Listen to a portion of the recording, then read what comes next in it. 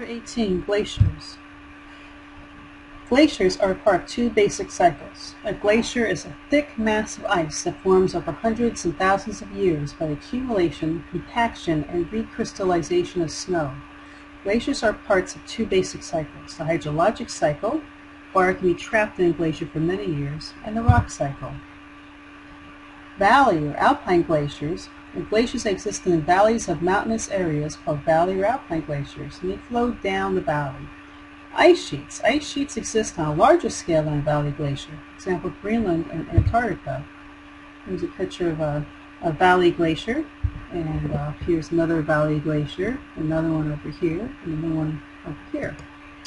Okay, here are ice sheets. Here's over Antarctica, over Greenland.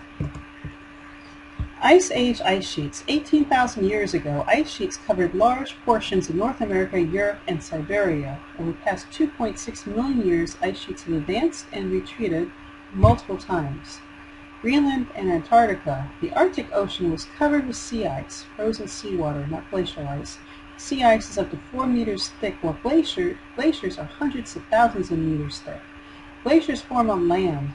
Greenland in the northern hemisphere and Antarctica in the southern hemisphere. Ice flows out in all directions from one or more snow accumulation centers. Ice shelves. Along parts of Antarctica,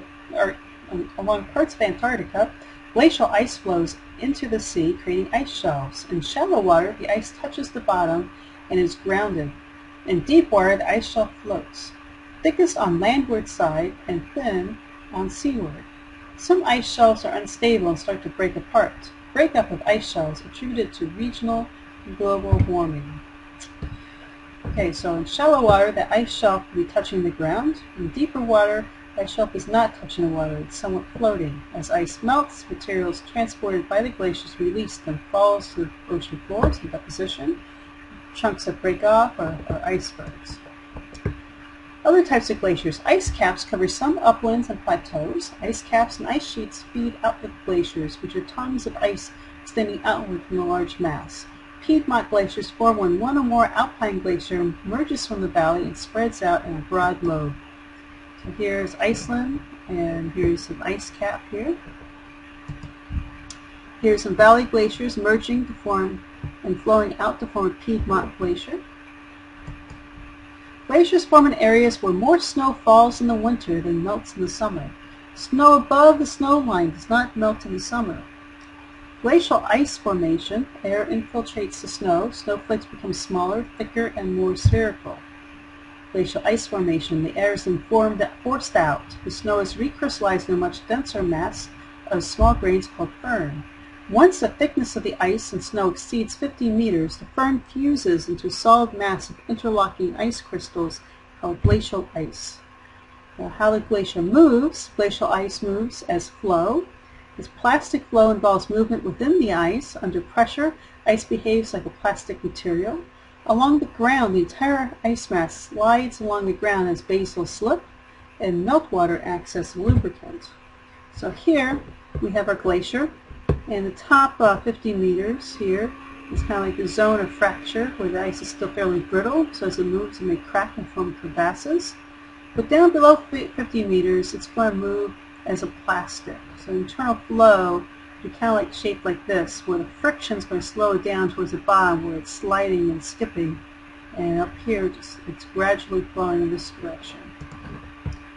The upper 50 meters of the glacier is brittle and called the zone of fracture. Crevasses, cracks in the ice, are present in the zone of fracture, but sealed off by plastic flow at depth. So here we see a multitude here of crevasses. For example, someone standing in a crevasse. Rates of glacial movement. Like a river, glacial ice does not all move at the same rate. It flows fastest in the center of the glacier. Glacial velocity ranges from extremely slow to several meters per day. Some glaciers exhibit extremely rapid movements called surges. The movement of Antarctic ice. So here in the colors we're showing velocity. The reds and yellows are in the slowest areas. The greens are in the light blues are the medium, and in the dark blue, the purple and red are the fastest areas of glacial ice movement. The budget of a glacier. Glacial zones. There's a zone of accumulation. It's the area where the glacier forms, and it's located above the snow line. The zone of wastage is the area where there's a net loss of glacial ice. So there's melting and there's calving. Calving is breaking off of large pieces of ice. Icebergs where the glaciers reach the sea. So here's the snow line. So above the snow line, the snow doesn't melt between each summer. So the snow accumulates. This is where the glaciers are going to gain mass. Below the zone of accumulation, below the snow line, this is where the snow will tend to melt away. Okay, so and if additional melts away, then we may lose some of the glacial mass. So this is the zone of wastage. Okay. If the zone of wastage is going to lose more ice than the zone of accumulation gains, this glacier will actually shrink back and shorter. If there's more accumulation than waste, then this glacier will actually get longer. So the glacial budget is a balance, or like a balance, between accumulation and loss of ice. Loss at the lower end of the glacier is called ablation. If accumulation exceeds loss, the glacial front advances. If ablation increases and or accumulation decreases, the ice front will retreat. Glaciers are capable of great erosion and sediment transport. Glaciers erode the land primarily in two ways. As the glacier flows over bedrock, it loosens and lifts blocks in the process called plucking. Rocks in the glacier also act like sandpaper to smooth and polish a rock surface in a process called abrasion. Okay, so here's pictures of glacial erratics. These are big boulders that have been moved by glaciers, and as ice melts, they were left in place. Rock flowers are formed by abrasion, either with pulverized rock. Glacial striations are grooves cut into the bedrock. Glacial erosion is controlled by the rate of movement, the thickness of the ice, the types of rock fragments trapped in the ice, and the erodibility of the surface below the glacier. So here these are grooves cut into the rock, glacial scratches, okay, and then here is glacially polished granite in Yosemite National Park. Landforms created by valley glaciers and ice sheets are very different. Valley glaciers create sharp and angular topography. Ice sheets subdue most topography. Glaciated valleys. Glaciers widen and deepen the valleys, creating U-shaped glacial troughs. Glaciers tend to straighten valleys, removing sharp curves and creating truncated spurs. Glaciers in a main trunk valley typically erode more than the tributary glaciers, creating hanging valleys. So here we have our V-shaped valley, and these glaciers come into play. And these larger channels going to erode wider and deeper. Okay, it's going to actually truncate these other valleys, these other glaciers. So when it melts away, you have these hanging valleys where you'll have waterfalls here. Okay, and between the ridges that form between the glacial valleys and the ariettes, horns or peaks are formed, and glaciers carve down in every direction. Cirques of the bowls are formed as the glacier is forming. It roads out a bowl shaped called cirque. And a tarn is a lake in one of these bowls. Paternoster lakes. This is a chain of lakes that are in the valley. So here's a U-shaped glacial trough. Paternoster lakes. Paternoster Lake forms after parts of the bedrock lifted and plucked by the glacier fill in with water.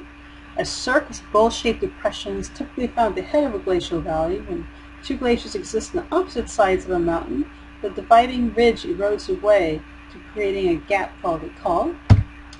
Fiords are deep, steep-sided inlets, drowned glacial troughs that form when the sea level rises. And so here we have some fjords. It's a place in Norway. So this is where there were glacial troughs that the sea level's risen, and now we have these fjords of water. In non-glacial areas, we have things called estuaries, where flooded river mouths. Ariettes and horns. Some features form from continental glacial erosion of cirques. An ariette is a sharp-edged ridge. A horn is a pyramid-like peak. The Matterhorn is an example of a horn. Roches Moutonnées is an asymmetrical knob of bedrock produced by continual glacial erosion called a Roches Moutonnées. Glacial abrasion smooths a gentle slope facing the oncoming glacier. and plucking steepens the opposite side as ice sheets rise over it. So here we have this glacial plucking on the side, and here's a glacial abrasion. So our Roches Moutonnées are these asymmetrical mound shapes. Glaciers melt, the rocks and the sediments in the glaciers are deposited. Glacial drift refers to all sediments of glacial origin. Two types of glacial drift. Till is materials deposited directly by the ice, and sediments laid down by glacial meltwater are called stratified drift. So we have our till and our stratified drift. Here is some glacial till, so it's deposited directly by the ice. Therefore, it's not stratified. We have a mixture of all different sizes. In these larger cobbles, we can see some scratching and abrasion that goes on. So till is deposited as glacial ice melts and drops as load of rocks. Glacial erratics are boulders in the till or lying on the surface. Stratified drift, sediment as sorted by size and weight of the particles, is called stratified drift. This is deposited by glacial meltwater rather than by the glacier itself. Lateral and medial moraines. A moraine is a landform made of glacial till. A lateral moraine is accumulation of debris on the side of the glacial till. A medial moraine is created when two alpine glaciers converge. The lateral moraines of each glacier converges in the center of a new glacier, and that's a medial moraine. So here, our diagram, we see in the middle, we got several alpine glaciers emerge. These middle moraines are these medial moraines, and the outside is where we're going to have our lateral moraines. End and ground moraine, a glacier is similar to a conveyor belt. Regardless of the movement, sediments are constantly moved forward and dropped at the terminus or the end. An end moraine is accumulation of debris that forms at the terminus of the glacier. Ground moraine is rock-strewn plain. It's a rock-strewn plain created as the glacier retreats. So formation of end moraine. When accumulation exceeds ablation, the terminus of the glacier is stationary and the end moraine forms. Okay, so here's some old moraines formed from when we had a lot of glaciation during the ice ages. Drumlins are smooth, elongated, parallel hills composed of till and formed from ice sheets. For example, Bunker Hill. So here's a Drumlin Field in upstate New York. Okay, so they're kind of asymmetrical mounds of till. Outwash plains and valley trains. Glacial meltwater choked with sediment flows out onto a flat surface, drops its load, builds a broad ramp-like surface, and creates braided streams. So outwash plains are associated with ice sheets. Valley trains are associated with mountain valleys. Ice contact deposits. Meltwater flows over, within, and at the base of motionless ice deposits. Stratified drifts that remain once the ice melts away. A came is a steep-sided mound formed from ice contact stratified drift. The came terraces occur when glacial ice occupies a valley. An esker is a narrow, sinuous ridge. So here we have this sinuous ridge of stratified drift that's left behind from when there's a meltwater stream underneath this ice, and left all this deposits. Okay, so Drumlin Field. Here's an end moraine. There's our outwash plain. It's a Kettle Lake. Our braided rivers. Okay, and some caves. And pictures of what they look like. Crustal subsidence and rebound. Okay, these are other effects of Ice Age glaciation. Crustal subsidence and rebound. Ice sheets cause downwarping of the crust. So crustal subsidence. After the glacier is melted, the crust gradually rebounds. So it's what's caused a lot of our uplift since the Ice Ages. Sea level changes. During the last glaciation maximum, sea level was 100 meters lower than the present level. If the Antarctic ice sheet melted, sea level would rise another 60 or 70 meters. So here we have all that weight of continental ices during the Ice Ages. The crust was pushed down. As that ice melts, the crust is uplifted, is rebounding back into its former shape. During maximum glaciation, okay, so for the extent of maximum glaciation, okay, the coastline, there's so much more waters in the ice, the coastline was way farther out because our sea level was 100 meters lower than it was today. Changes to rivers and valleys. The advance and retreat of North American ice sheets changed the routes of rivers and modified the size and shape of many valleys. which is the upper Mississippi drainage basin and New York's Finger Lakes. So up here, the map shows Great Lakes in the present-day pattern of rivers. Okay, but the Quaternary ice sheets carved this out. Beforehand, we probably had a series of rivers, which later became the Great Lakes, and the configuration of the upper Mississippi was quite different too. Ice dams create proglacial lakes. Ice sheets and alpine glaciers can act as dams to create proglacial lakes. Examples Lake Agassiz. The failure of ice dams can release large volumes of water very quickly. So here, Glacial Lake Agassiz. So this was just a lighter blue here. Remnants of it are these dark blue lakes that we know as Lake Winnipeg and Cedar Lake, Lake Manitoba. Okay. Pluvial lakes. The growth of ice sheets can cause the temperatures and evaporation to decrease in semi-arid regions. As precipitation occurs, pluvial lakes form. Okay, so here, Lake Bonneville was nearly the size of present-day Michigan. The Great Salt Lake is a remnant of the old Lake Bonneville. Glaciers were once more extensive than they are today. Looking at glacial deposits and using the principle of uniformitarianism, glacial interglacial cycles occur every 100,000 years. The Northern Hemisphere ice ages began 2 to 3 million years ago. The Antarctic ice sheet formed at least 30 million years ago. Quaternary Ice Age is not the only ice age in Earth's history. Tillite is a sedimentary rock formed from glacial till. Any successful theory about causes of ice ages must include the cause of the onset of glacial conditions and causes of alternation between glacial and interglacial stages. Okay, so here's some tillite, a sedimentary rock formed from glacial till. Plate tectonics. Continental shifts and movement through geologic time cause changes in ocean circulation. Continents move towards or away from the poles. Climate change triggered by plate tectonics is extremely gradual. It happens on a scale of millions of years. So here's a late Paleozoic Ice Age. So supercontinent Pangaea, and showing the area covered by glacial ice near the end of the Paleozoic.